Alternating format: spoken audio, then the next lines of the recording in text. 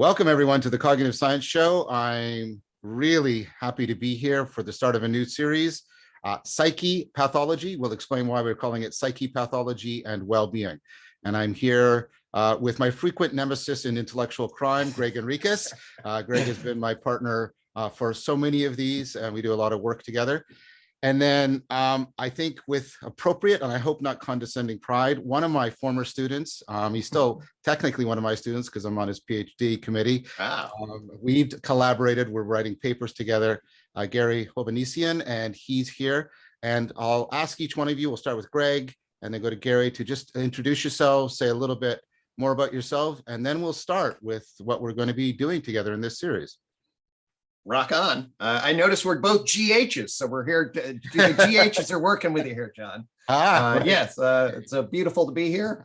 Really excited to come back. Particularly excited about this series. I love the conversation that you and Garri had. Obviously, you know, I jumped on that in dialogue with both of you, saw some of the work that I was doing to connect to that. So yes, I'm a professor of psychology at James Madison University in a combined clinical and school program, which I directed for a long time. As folks may know, I'm sort of known for this thing called UTALK, a unified theory of knowledge, which addresses this issue of what I call the problem of psychology, which is, hey, what is this thing called psychology? Can we connect it to the natural sciences, do justice to human behavior and our subjective experience of being in a coherent way, and also situate that for a collective narrative in the 21st century that's wisdom oriented? That's what I'm trying to do. And then I see John doing all of his stuff, and of course we did our connection, and this is just another building block for that. So thrilled to be here. Great. So GH number 2 will go ahead now. So my name is Garri, and I'm very excited to be here.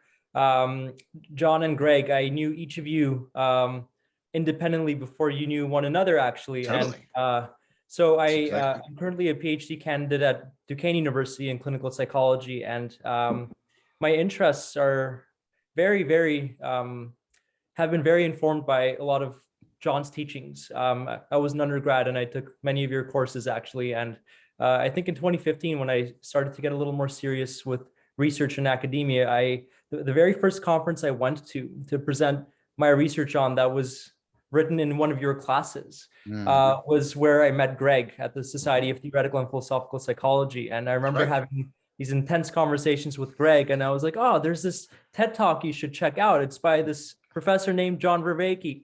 It would be right up your alley. Unbelievable foreshadowing there. That's crazy. Totally. Loved it.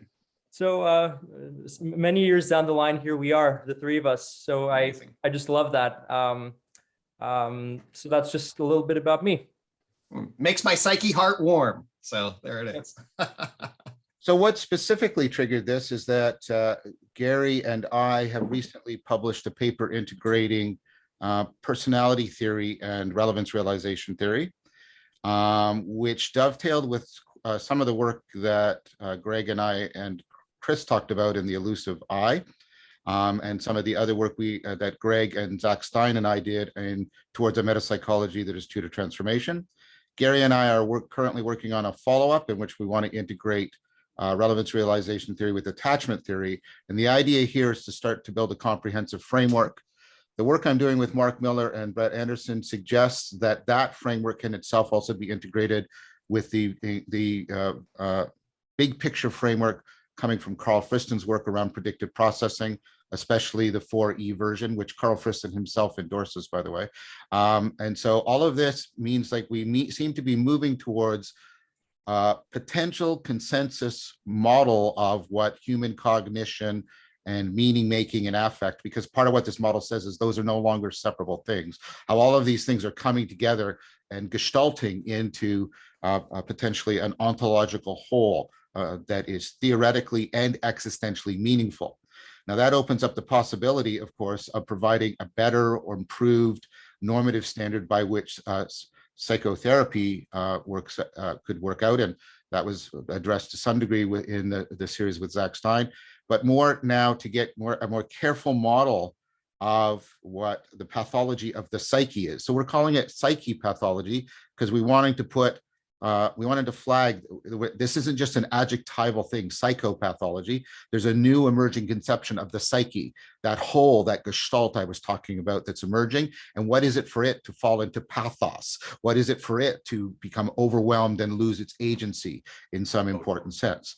And so that's the psyche pathology. And then that only makes sense, as I said, against an emerging framework of what well-being is, what the psyche as a whole is when it is optimal, when it is flourishing, when it is perhaps well fitted to itself, to other people, and to the world. And so that's what we want to explore. This is right on what's happening right now.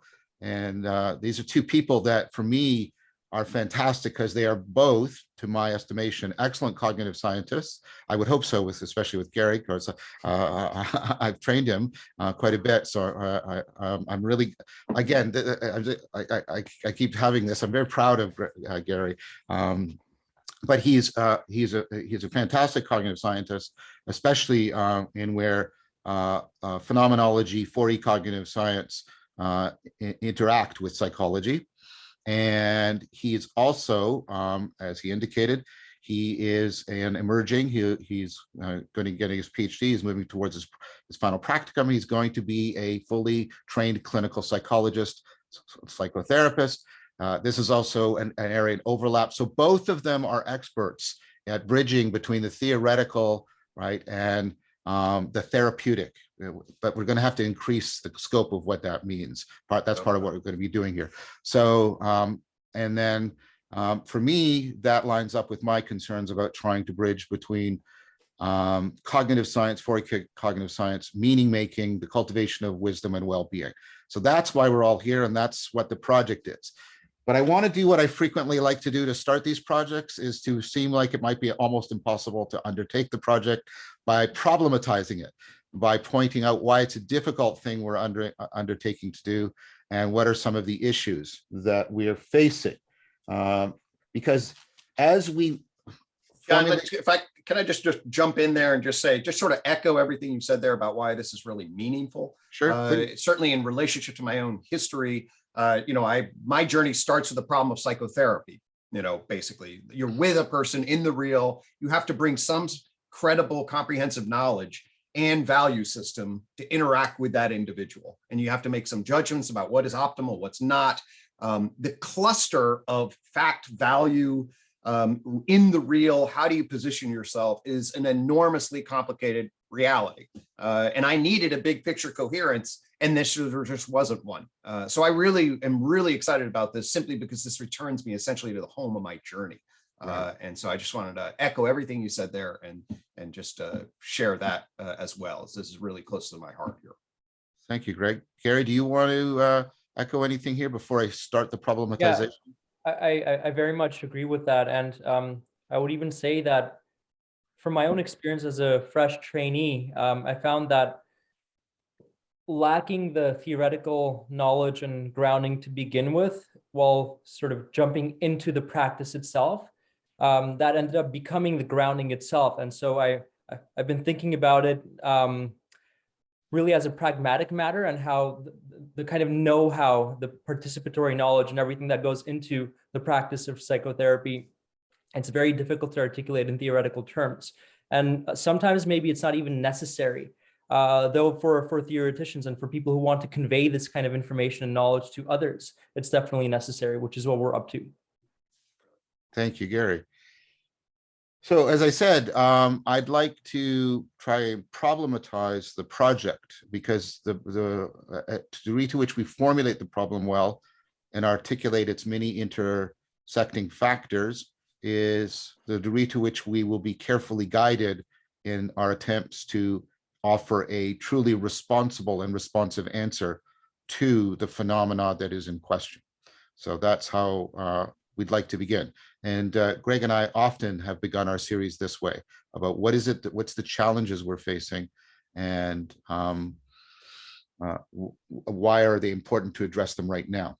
So today I'll be doing sort of the center line. So in the series, Greg and I have consistently been working out a new way of trying to present material, in which typically one person takes center stage and presents an argument in a step-by-step manner. And then the other two circle around in dialogos, asking questions, deducing, drawing out, challenging, and thereby integrating an argumentative and a dialogical practice in something approximating the Socratic dialectic as a way of trying to show the development of the ideas in process so that they're not presented in the pretentious fashion that we do, which is we only present these things once they're complete and all the evidence is in, right? And that has value, of course, for justification, but entering the period that we're entering in which more people are living virtually and needing to connect, we want to present this material in a fashion that invites much more involvement and engagement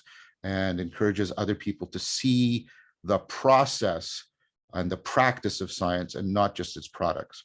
So that's what we're going to do. I'll just drop in there. I've said this a couple of times before. When we first did the Untangling the World Knot, and you proposed this format, a seed was planted that continues to flourish, that I just want to emphasize. This is a new medium that affords a transformation in regards to the way in which academic projects are undertaken, shared, and displayed. Okay, and for people inside the academy, know that publication and at most a special journal issue with back and forth, written dialogue and occasional panel presentation on debate is by far the normative for academic knowledge construction. This is radically different, affords us a totally new dialogical approach that engages larger audiences and is, to me, tremendously exciting as things evolve. So I'll just plug that. It's John's brilliant idea that I'm happy to be on his coattails around. Well, it's not just my idea, but thank you. Yeah, I mean, it goes to work that I'm doing with you, with Christopher Mastropietro, with Peter Lindbergh, with Guy Sandstock about trying to inventio, to discover, make, and remember what the dialogical mode was, because we have lost it in the West and we need to recover it. Okay, so we've put out all the bells and whistles and rang all the cymbals, and in both senses of the word. And so I think it's time to actually get into the nuts and bolts. So I want to be a bit of the epistemic devil's advocate here and try and, like I say, problematize why is coming up with this Gestalt model of well-being, of human functionality. This has been one of Gregg's continuing points. We practice as if we have the analogy with medicine, but we don't. Medicine has a model of physiological well-being, well-functioning, etc., in terms of which it can, with a certain amount of respectable rigor. There's questions and problems, but nevertheless, with a certain amount of respectable rigor, explain what disease and pathology is. We do not have the equivalent ontology when it comes to the psyche. Now, what are some of the problems facing us when we try to come up with that model of well-being and the interrelated model of psyche pathology? And these two things are interdefining. That's the point. That's the first point to get right from the beginning. 100%. You can't talk about one without being able to talk about the other. So here's the first problem. And I've talked about this in several other places. We talked about it even in the Elusive Eye with Christopher Mastropietro. It's the fragmentation of the mind. And this is the issue that the term mind and all the things that are associated, related to it, like self and personhood and personal identity, because they all interweave, but I'll just stick with mind because it's easier to present. That term is now radically equivocal for us. It has multiple different meanings in a profound way, and therefore we can fall prey to equivocation, which is an invalid way of reasoning, if we do not track carefully these different meanings. So let me try and explain what I mean. When you say mind, you might hear what the neuroscientists mean by mind, and you mean brain function. And then you mean there's a certain way of gaining evidence, which is you do fMRIs and EEGs and dense EEGs and some emerging other light technologies. And what you do is you look at neurons and ion pumps and neural networks. I mean, neuronal in the sense of actual neurons in the brain. And you do all of that, and you talk about entities like networks and anatomical areas. And so you have your whole language, your ontology, the grammar in which you do your theorizing, gain your evidence, and make your claims. And I want you to think about this like a country with its own language and its own customs and its own terrain. Exactly.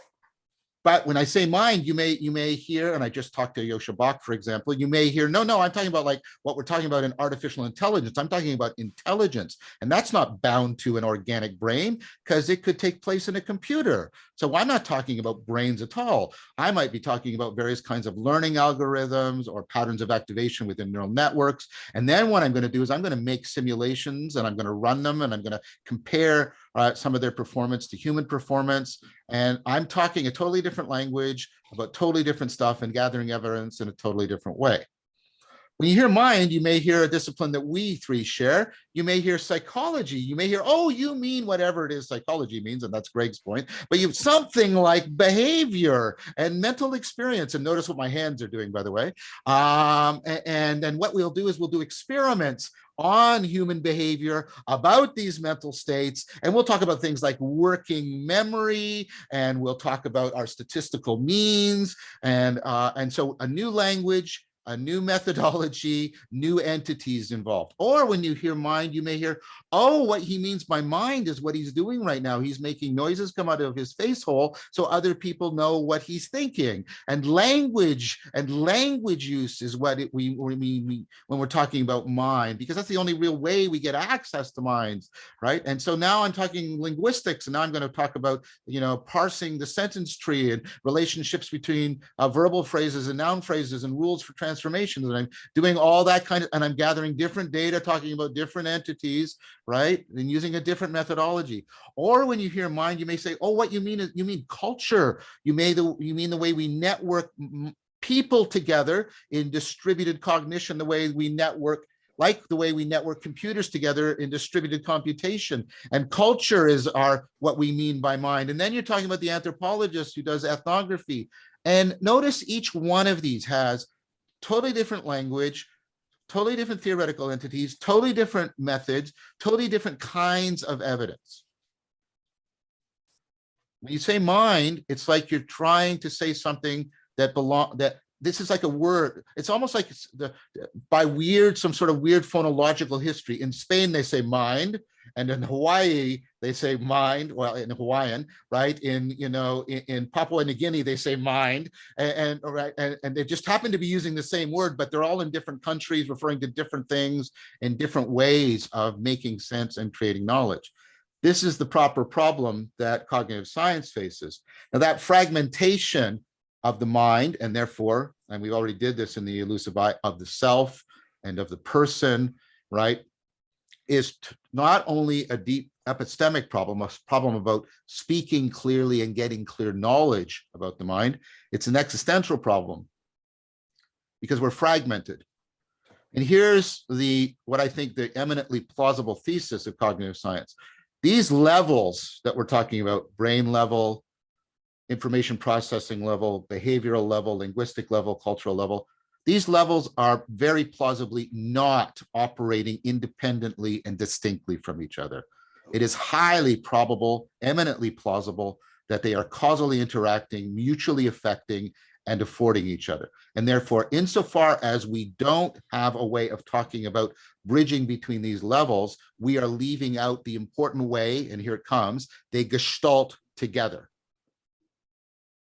So we need a discipline for trying to get these various other disciplines to talk together. But as you can see, that's an extremely problematic thing to do. So the first problem is that we're facing when we try and say, well, I'm going to tell you what the psyche is we face a cacophony of voices about the nature of the mind, the nature of the self, etc. Do either one of you want to riff on that point? What would you prefer if I went through all the points or if I stopped after each point? I mean, just, frame that.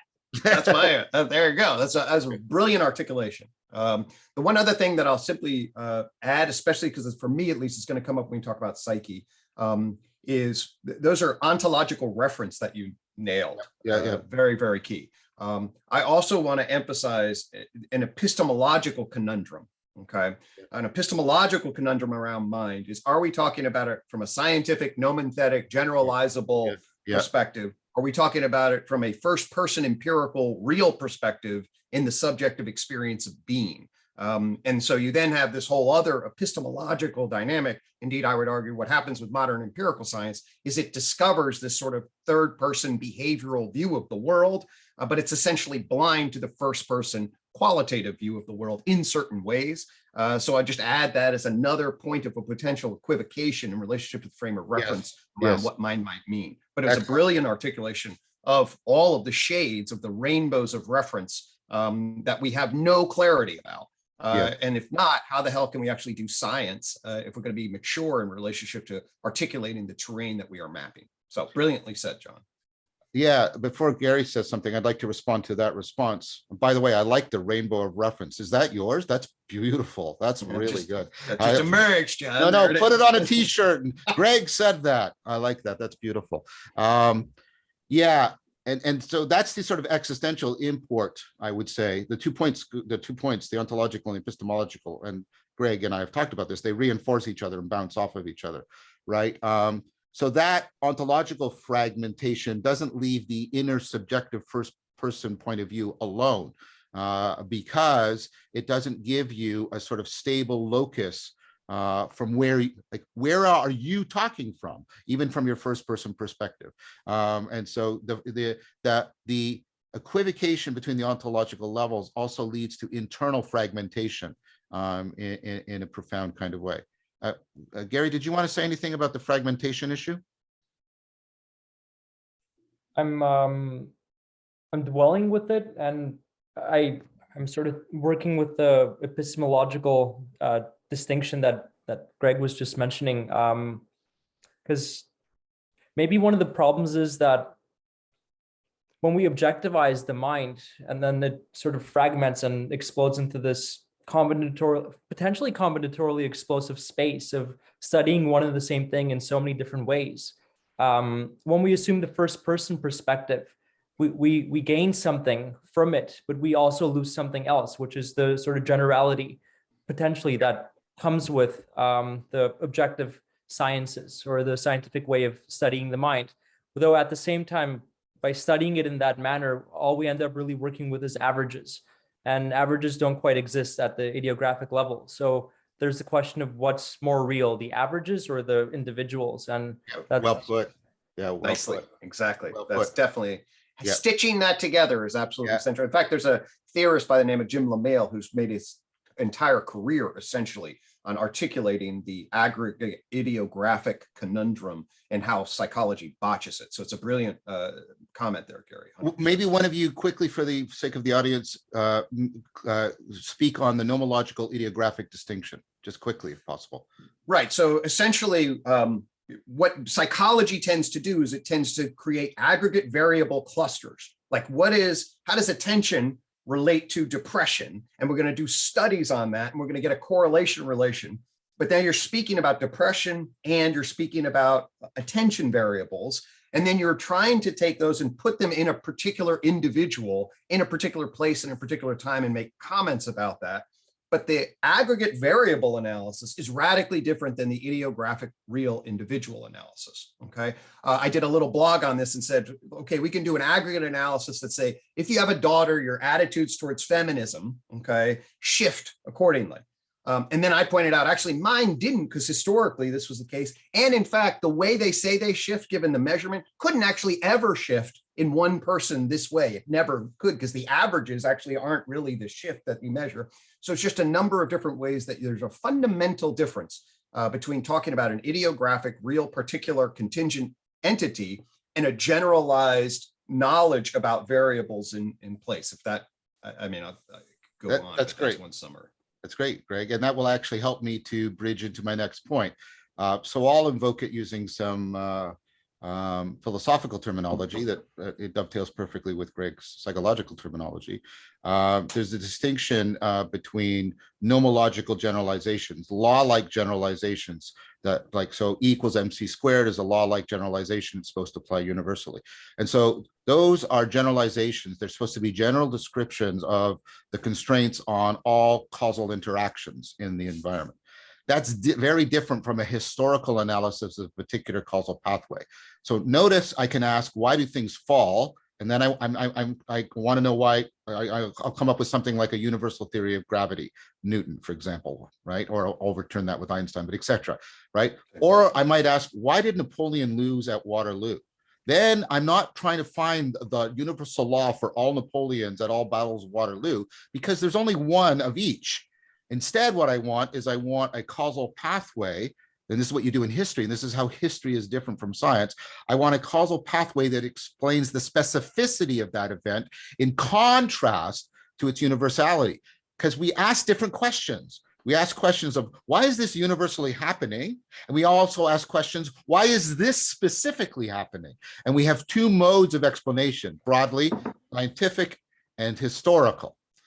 Now, how does this come up to the next point, which is the point that was basically brought up with Kierkegaard in response to Hegel? And before all of you go, oh no, I'll just do this very quickly. Hegel had tried to propose a universal account of sort of human freedom and spirit, right? And what Kierkegaard was pointing out is, no, the particular account of how I specifically exist does not fit in that at all. It doesn't tell me how I, Kierkegaard, live and understand my life and how I should live forward. He said, famously, Hegel made a system and then sat down beside it. Namely, there was no place within it for any specific individual to live. And this is Kierkegaard's point about existential existence. So this is the existential problem. And this was highlighted particularly, and this is where Garri and I, we can wave the Canadian flag. Oh, Canada. Charles Taylor brought this forward and said, look, there's a dimension of human beings that falls outside of the nomological science, which is this existential dimension. Namely, human beings are self-defining creatures, self-interpreting creatures, creatures that care and are invested in their specific existence, not just their general features.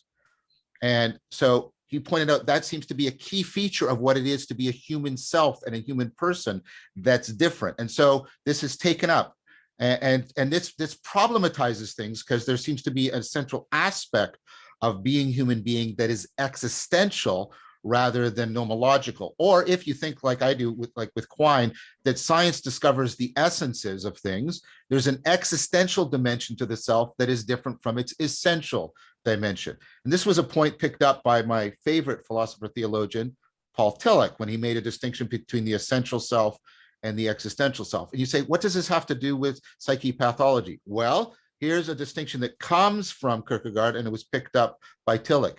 You have to distinguish between psychological and existential anxiety.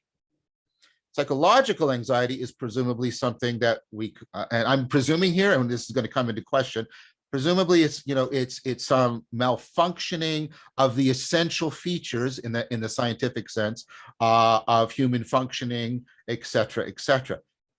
Existential anxiety is precisely confronting the fact that you are a self-defining, self-interpreting creature, and you therefore bear a tremendous responsibility for the meaning of your own existence. And there's nothing pathological about that. In fact, Kierkegaard was on that people need to experience this angst, this potential sickness unto death, if they are going to wake up to their true humanity. So we're problematizing this problem here because we need to somehow keep distinct, yet ultimately relate the essential and the existential dimensions of the self, the person, the psyche. And that makes this very, very problematic. You don't have to worry if you're a physicist studying atoms, well, how the atoms think of themselves or how they want to present themselves to the world. Even as psychologists trying to do our nomological science, we run into this problem. Our participants try to please us and deceive us because they have an existential existence, not just an essential existence. And so that is a particularly problematic aspect. It's not just a problem, like I mentioned, in how we study human beings. It's a problem in getting a fundamental ontology of human beings, because there's a sense in which human beings are radically unlike the other beings. Or as Heidegger famously said it, we are the beings whose being is in question. And that makes us have a special relationship to being that we have to take into account. Anything that you guys want to add to that as a problematic dimension? Yeah, a couple of quick points. So this is absolutely central in the therapy versus theory world of clinical psychology. A long-standing set of debates about how, when it is appropriate to scientize the process, what does that actually mean? Which is going to basically bring nomethetic variable process that reduce uncertainty and afford you, hey, efficacious outcome population-wise, at least that's the argument. And then the humanistic clinician that's like, I'm working with the idiographic real here, okay? So that relationship, and then you can see it as sort of, let's say, take me for example, I come to you for therapy and I'm miserable because my unified theory of knowledge is not getting the attention my ego wants it. And I feel depressed and I have a narcissistic injury in relationship. So we can then take, oh, depression and narcissistic injuries are generalizable features of the human condition, but what does it mean in relationship to my particular uniqueness? And then how do you as the client therapist deal with, well, okay, does it matter if I am just a narcissist and have created some fantasy, or does it matter actually if I'm actually speaking real and other people can't see it? And the world would be totally different if there's a truth claim that's actually embedded in my sadness, or whether it's a narcissistic projection. Now, how are you going to use science to make some determination? But I would guess we would all think about the nature of the analysis, okay, would be kind of different if what I'm seeing is actually true and no one else can see it, versus whether or not I've sort of made it up in my head and I'm attached to a narcissistic fantasy. That's a very idiographic judgment kind of place. Science does not tell you that stuff. Yeah. And those of us that do the clinic work know. The only other thing I'll say, John, and what you said in terms of the use psychological anxiety, I would probably prefer the term psychiatric anxiety if we're actually going to put it in the context of being pathological. Right. Well said. Terminology. Yeah, well said. Yeah, and I'll just reflect what I'm hearing, like a good clinician would, in what Gregg is saying, that what we're usually dealing with in the clinical context is meanings. And right, there are points and periods in the process where we're trying to not just tell or impart knowledge or insight in the patient, as that's not effective, that's hardly ever effective, but try to facilitate some sort of experience that'll transform them almost from the inside, to invoke dualistic language, though it's not that either. And the scientific point of view, it doesn't really tell us how to deal with meaning itself, and it doesn't really say what meaning itself even is. And so there's this radical, I would say, there seems to be at least this radical difference between, on the one hand, the kinds of epistemologies that go with each of these systems, right? The scientific system or way of systematizing things, and the maybe therapeutic way, or the human science way.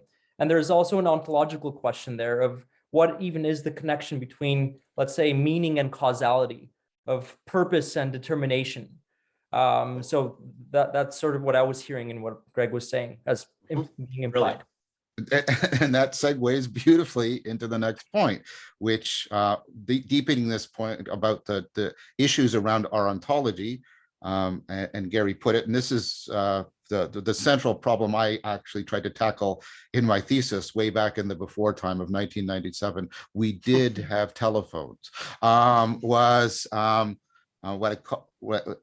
exact problem, that science gives us a worldview that purports to explain or disclose the intelligibility of everything, but it has not to date given us an explanation of how we do science, of the meaning-making, truth-seeking practice of science, which involves meaning, which involves acting purposefully, acting normatively, seeking the truth, trying to be as rational as possible. And notice rational is simultaneously a descriptive and a normative term, and we're presupposing all of this to do science without explaining it. So science, scientists, and the human beings that can be scientists don't fit into that worldview in a profound way. Gregg talks about this also in terms of what he calls the enlightenment gap.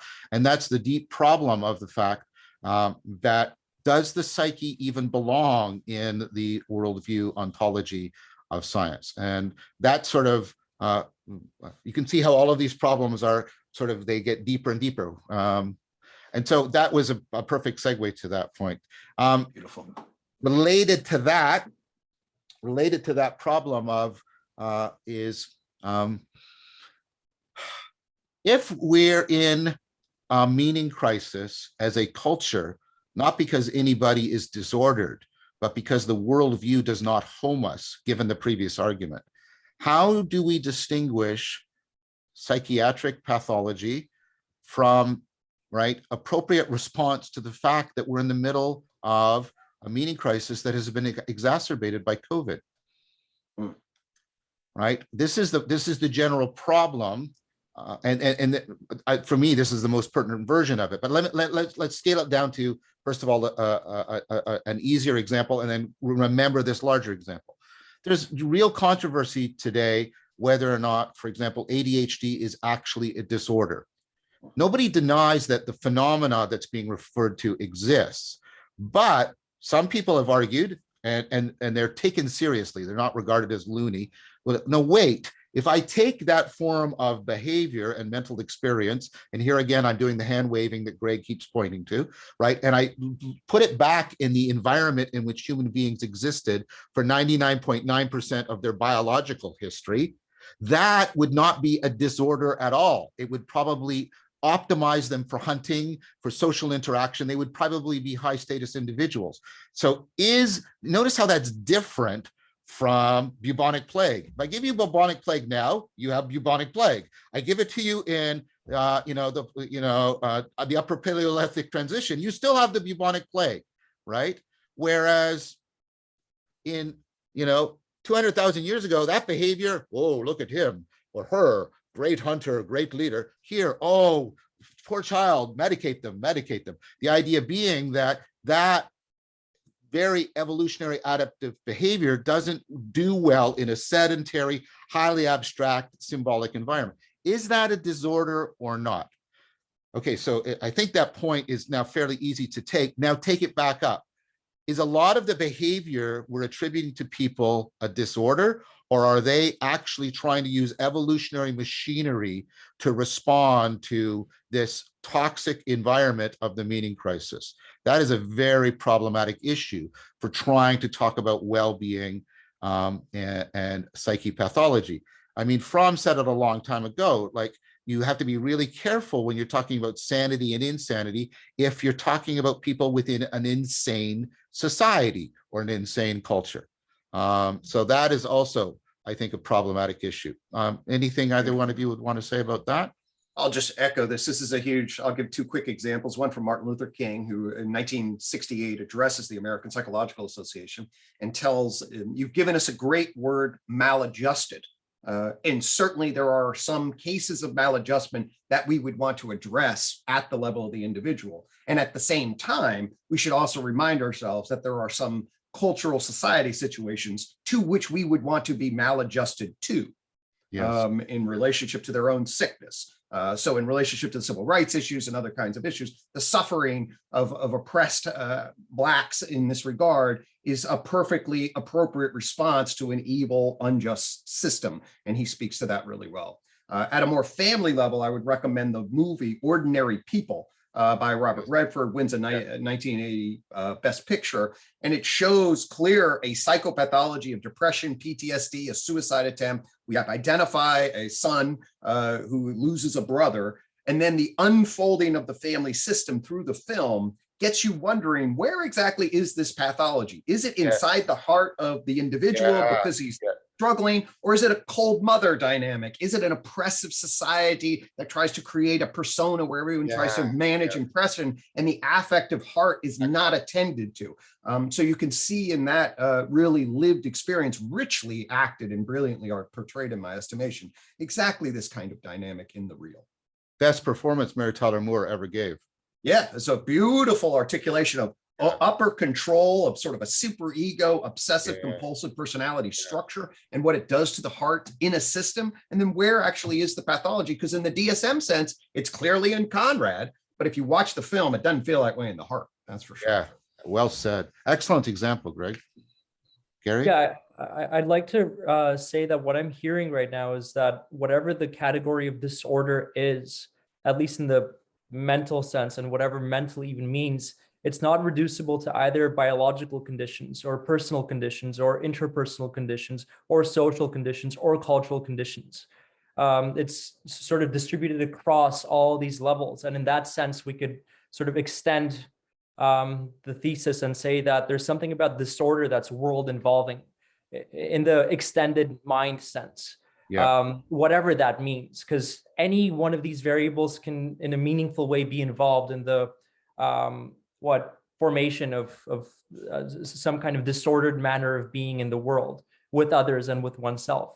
So that sort of problematizes the individualistic assumptions that we tend to sort of bring into the picture, at least from the DSM point of view. So. And notice how that now circles back and reinforces the fragmentation problem. Because now notice how we're talking at all these different ontological levels, and we'll invoke different kinds of languages. And so these two problems now reinforce each other, as you just saw with what Garri said, right? So you can see this is getting very problematic. I'm getting all wavy, John. How are we ever going to put this back together? So the next is when you invoke disorder or malfunction. When you're talking about disorder, you're ultimately talking about function, because you don't just mean a descriptive order, you mean a functional order. And so you're talking about functioning. And the problem for function is that function is teleologically normatively understood. So what's the function of a knife? How do you determine if a knife is a good knife? Well, you determine what its, this is Aristotle, right? Well, you determine what its function is, and then you see if it does the function well, right? So a knife is supposed to cut things, and this is a bad knife. It's dull. It's not working because it doesn't cut things. Totally. Function is dependent on good for doing X. That's this causes a lot of problems for functionalists, and famously so, because they want they rightly understand the scientific worldview as being non-teleological and not having normative entities like goodness in it, but good for X is both normative and teleological. And this is one of the great problems with computational functionalism, and I won't go into it. But the point is, we automatically get into a teleological normative frame when we start talking about function. And this is a critical point I want to make, not just a problematizing point. I find a lot of clinical work, not my two collaborators here, but like I've been in situations where I've witnessed, a psychiatrist, for example, and they speak as if they are pointing to a fact, like the way I would say, oh, that object has a mass of X, right? They talk that way, but what they're doing is saying function.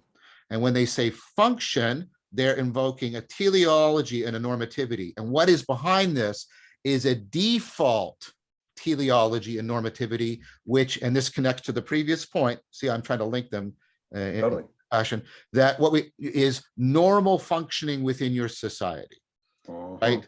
So you are malfunctioning if you do not function to be a good member of your society. That's how the teleology and the normativity is smuggled in. And so what that means is we are implicitly relying on a socioeconomic post-Protestant, mostly, at least post-Christian view of the world without being able to in any way legitimate it at all. And so we are actually caught between an assumed ontology for our functionality and our explicit claims about what we're doing when we're diagnosing people. And I think that's deeply disingenuous. Now, as soon as we get into the fact that there's this other dimension, I'll broadly call it religious because I don't have a better word, right? As soon as we pretend that that's not there, we're also now cycling back into the existential essential thing, because I get one of the people I use, two of the people I use, Tillich and Kierkegaard, properly saw the deep connections between the religious endeavor and the existential endeavor. Religion has to do with meaning. It has to do with your individual, right, and our collective salvation, et cetera, et cetera. I'm not here proselytizing.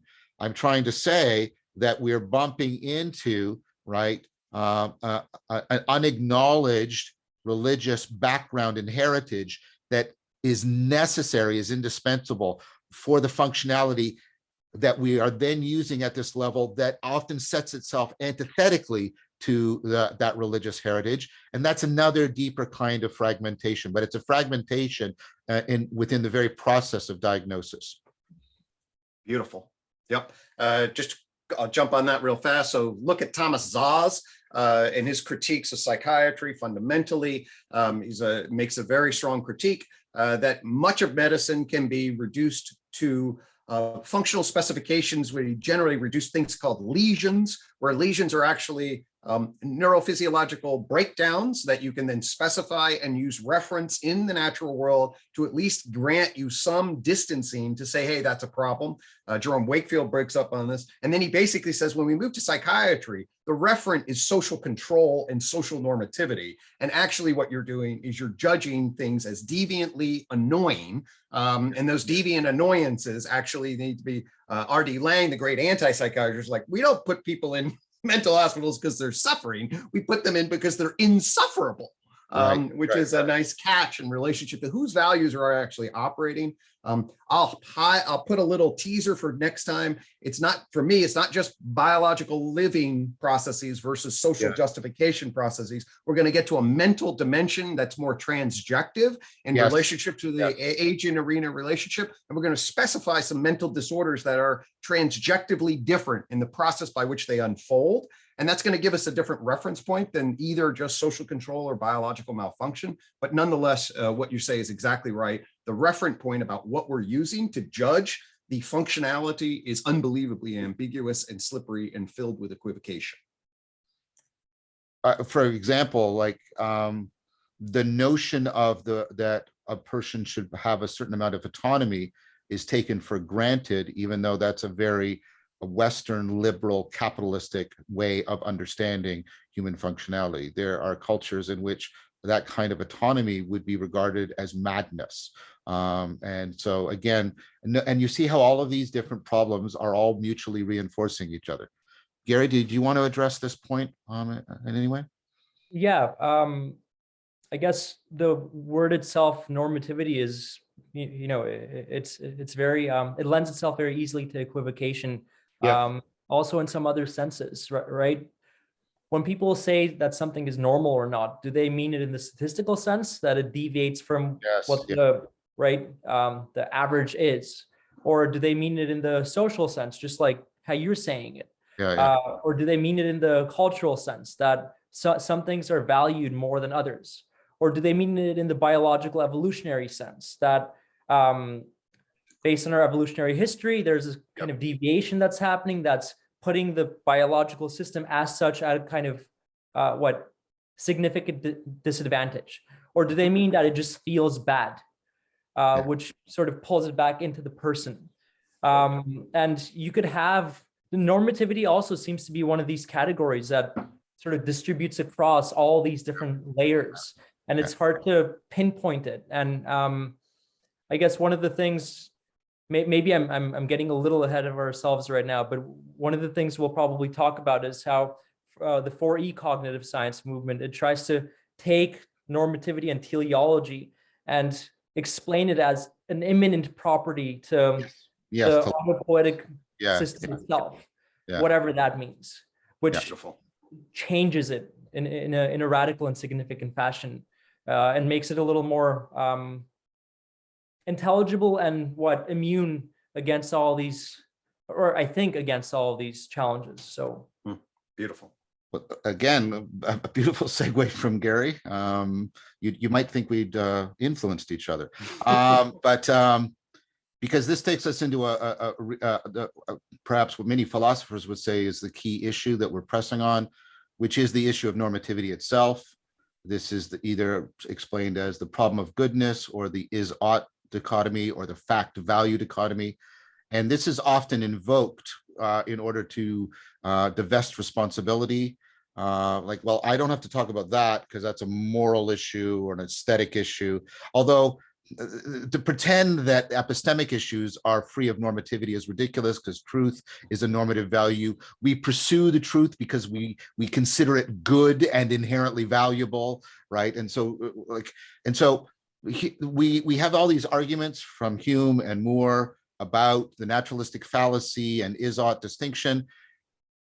What that does is actually problematize this very project, because if you're trying to help people, you are blurring the is-ought distinction all over the place. And as Garri pointed out, people smuggle it in various ways, right? Well, I'm not talking about normativity, I'm talking about optimal evolutionary functioning.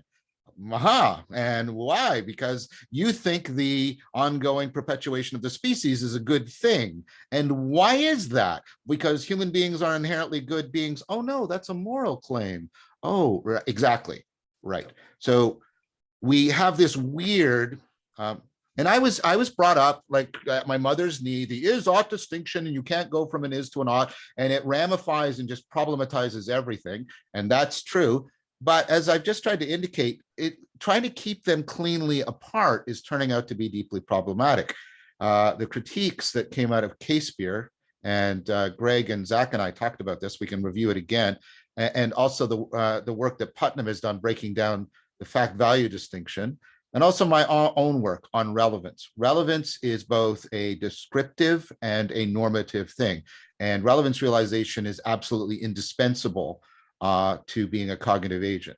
So you can't identify the is and the ought, but as Garri said, there's a movement on to try and reintegrate them. So we face the problematic around normativity itself.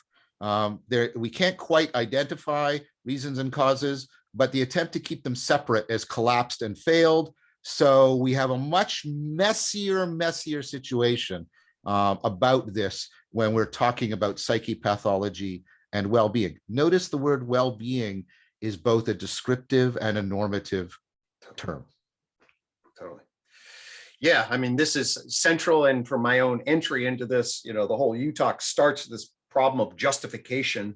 And when you get into the problem of justification and the idea that humans operate on propositional networks of justification, which are essentially is-ought networks, whereby you have to simultaneously sort what you are seeing, narrating collectively, and then narrating collectively what you're going to do about it.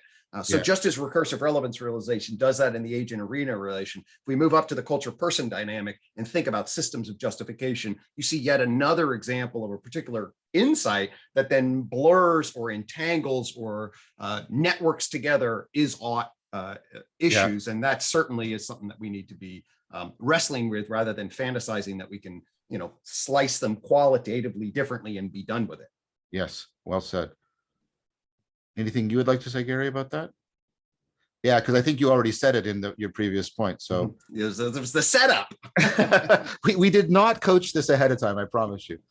And so for me, that then leads to a final point, and I'm going to shift specifically to well-being, which is, and this is a point that has been made by the rise of positive psychology, which has to do, this is more of a historical point that's sort of behind a lot of these more ontological, epistemological, existential points I've been making, which is we have a long history of studying the mind in terms of how it breaks down.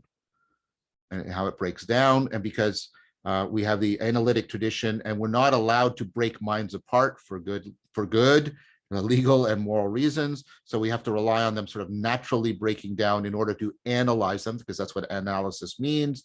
And then that can give us a model of how they should be put together and work. And that gives us both truth about the mind, and also the ability to do something good and alleviate suffering by figuring out how we can restore minds when they break down. I don't think any of us are saying that the analytic method should be dispensed with. What positive psychology says, though, is that the analytic method is necessarily incomplete. What it says is, yes, but you also have to study phenomena, not how they break down from the statistical norm, but also how they can exceed the statistical norm. You have to see, right, the excellence of the mind to get certain patterns and powers and features, properties revealed. So patterns, properties, and powers are not disclosed until the mind excels above the statistical norm. And then and of course, now we're into the problem of, again, the normativity issue. But the idea is, well, maybe certain important aspects of the psyche are only revealed when the psyche has found happiness or wisdom, right? Or has become virtuous. And so because we have a history of studying the mind only as it breaks down, we have a lopsided account of its powers, its properties, and the patterns by which it discloses itself. And so behind all of these ontological, methodological, existential, and epistemological problems I've made is that we have a history that has not given us much data to deal with these problems, precisely because we have only taken a pathological framework for understanding the mind. We have not taken a positive framework, which means looking at the mind and gathering data about the way it excels the statistical norm. And so underneath all, like I said, the ontological, epistemological, existential, right, even ethical issues, is this historical. We have a historical paucity. We do not have much data to address these problems the way we need to from within psychology and psychiatry, because it has operated almost exclusively within the pathological framework. Totally. I completely agree. And I very much appreciate the positive psychology movement as a function of that. One thing I will say, led as it was by Seligman, who's definitely committed to a methodological behavioral view of psychology, it could well have been synced up a little bit better to the philosophically informed humanistic movements that certainly were deeply concerned with human potential, indeed justified very much in relationship as a third force to speak to the positive side of humanity. And I wish that positives and their movements, certainly within positive psychology, to ground it in a philosophically informed, appreciating the human value element, understanding, bridging to, say, virtue ethics and Aristotle, things like that. There are elements of that, but it did kind of also come out of the box as, oh, we're going to just carve up what is the good through an empirical methodological process and list an alphabet of findings in relationship to, oh, these are values that you should do, like keep a gratitude journal. In relationship to what is your existential reflection on the human condition that would orient you to fulfill that particular procedure. It's a lot of positive psychology is a little thin when it comes to some of that. And this kind of conversation, I think, can enrich that perspective. Yeah, just to riff on that before Garri replies, one of my related criticisms I have as positive psychology is positive psychology isn't a thing in the sense of an integrated entity. It largely works in terms of collecting data in ways that are not relying on the pathological framework, but what holds it together as a discipline is unclear. It's just that the rest of psychology is negative psychology, John. Yeah. Well, it's kind of, it shares that sort of right. It doesn't have to. I'm not claiming it has to, but it seems right now it shares the problem that postmodernism shares, which is it seems to be parasitic on a critique of something else rather than being able to disclose its own stable ontology, method, theoretical entities, etc. Like when anybody asks me what positive psychology is, I explain it the way I just explained it. I explain it in terms of how it's not pathological psychology, right? And it's like, yes, but what would you do? Well, I'm going to study human excellence. Well, that's an interesting thing. And how do you do that without, talking about the long-standing history in philosophy about how difficult answering that question really is? And it really is difficult. We've been asking it since Socrates, at least, I think. Yeah, and how exactly the cultivation of virtue and excellence is sort of motivated by maybe some sort of will to overcome suffering or to contend with it more meaningfully. And I'm not sure what else to say besides that sort of circularity that I'm seeing there, how even positive psychology, any attempt for me actually to imagine or conceptualize how one could excel beyond the norm, for example, it, in my mind, inadvertently leads back to the essential or existential problems that we have to be contending with anyway. Because it's like you might ask, well, okay, let's study people who experience flow states, like lots of flow states in their life. What are the kinds of things that they do? Well, let's say athletes or artists or whatnot. And when they're really good, they're really well off as well. And so there's economic factors that sort of go in, and then there's social factors. Their social world opens up in a particular way that it might not be able to otherwise. And then there's obviously personal factors, things having to do with ambition and confidence and self-esteem and whatnot. And so in the absence of all of those things, it's hard to imagine how there wouldn't be suffering. And so when you have something like a life that's organized around flow states that lead you to a better place, that's only defined as better in relation to, or in negative relation to, the suffering that is there to circumvent. So even the positive psychology sort of reframing of the problem, to me, necessarily leads back to the suffering that would otherwise be there for us to contend with. So I wonder about that. To me, it's a puzzle, because looking at it, the positive end of things as such also makes sense to me intuitively. And yet the two, just like the mind and the body, perhaps might be inextricable from one another, or inextricably mutually implicating, let's say, kind of like a transjectivity relationship, perhaps. I'm not sure. Great. Well, let's pick up on that flow thing for a sec, because this is something I've been talking about here and there in some of my other discussions with people on videos. So I compare getting into the flow state when I do Tai Chi Chuan to somebody getting into the flow state while they're playing a particularly, immersive video game. They're both getting into the flow state, equally described by the machinery that Csikszentmihalyi talks about. By the way, he just died not that long ago, unfortunately. So the issue is, when I do Tai Chi Chuan, what it seems to happen is it seems to percolate through my psyche and through my life in ways that improve me in my world, noticeable by other people. Somehow I become a better person. And in that very embedded, enacted way that Garri was referring to. The person playing the video games, and I'm not saying all video games do this or this happens to all people, but it does happen reliably to some people. They get addicted to the game. They're flowing in the game actually disrupts their lives, makes them actually lose their agency in a fundamental way, lose their ability to take up a life and take up responsibility for their life. The WHO has even decided this is an official disorder. Both people are in the flow state, but even within the flow, so they both fall under the definition, but one person, like the flow state, is somehow empowering improvement and betterment. And in another person, the flow state is empowering exactly the opposite: a loss of agency, a loss of taking responsibility, a loss of maturation, etc., etc.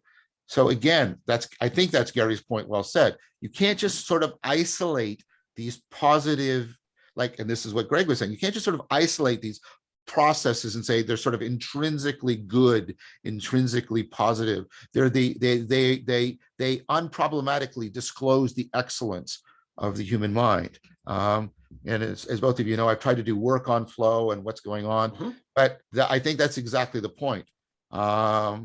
And other people like Schwartz and Sharp has said, the list of virtues is extremely problematic. It's a feature list. It doesn't tell us how the virtues relate to each other, how they fit together, how they trade off between each other, right? And so even that list is extremely problematic, and it presupposes the undisclosed, undiscussed virtue of wisdom, et cetera, et cetera. So there's a lot of critiques along that line, and this is what I mean about I don't think it's positive psychology is clearly knows what it's talking about. And again, I'm not hostile to positive psychology. I think it's really important. I think its basic premise is saying something important. But again, its attempts can't take place independently from addressing the other dimensions of the problematic that we have laid out together. That would be the point I think we agree on. Completely. So we've done quite a bit of the problems that face us. We talked about fragmentation. We talked about the existential dimension. We talked about the fact that we don't fit into the scientific worldview. We talked about evolutionary displacement, like, is it a disorder or is it just we're not in the right environment? We talked about the inherent, normativity within functionality, teleology, and normativity within functional language. That led us into the normativity problem itself. And then I pointed out behind it was this ongoing historical framework that has not given us a very much empirical evidence for actually addressing these issues that we brought up. I'd like to stop talking now and give both of you the chance to say any final words you want to say, any foreshadowing you want to make before we wrap it up for today. Sure. First off, I think that was a wonderful run through of a number of different aspects of the problem that also congealed into an emerging gestalt kind of set of pictures. I think for Garri, also a number of insights looped us right into the next thing as if it was anticipated. I really appreciate that. So for me, we'll bridge to the previous series. We almost talked about this or had a subtitle of this in terms of a meta-psychological synoptic integration. And I'll just say that, it's an arcane academic, whatever, we left that off to try to be more open. But what you just said and what we just went through actually speaks to why we're kind of like, at least me, certainly, I know John and Garri and people that think like this, like the intersection here between psychology and philosophy. And indeed, really, that's how we frame what meta-psychology is the space in between. When we're dealing with psyche pathology and well-being, we clearly are finding ourselves encountering all sorts of ontological, epistemological, axiological structures. Our broad metaphysical frames are unbelievably relevant in terms of how this unfolds. And I think your articulation of those problems is key. And getting back to the excitement of the day is that if there is an emerging consensus that affords some kind of coherent, integrated pluralism that frames the ontological issues, epistemological issues, axiological issues, that wasn't available to us before, well, maybe we will be able to address the various layers of the problematization that we laid out and do afford the beginnings of an outlines of answers that are actually up to the task of addressing those interrelations in the dynamic world that we live. And that's exciting to me.